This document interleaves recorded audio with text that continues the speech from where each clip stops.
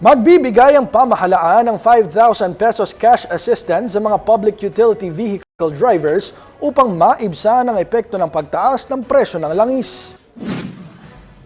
Ayon kay Department of Social Welfare and Development Secretary Rex Gatchalian, sisimula ng pamamahagi ng tulong sa March 17 at uunahin ang mga tricycle drivers sa Metro Manila.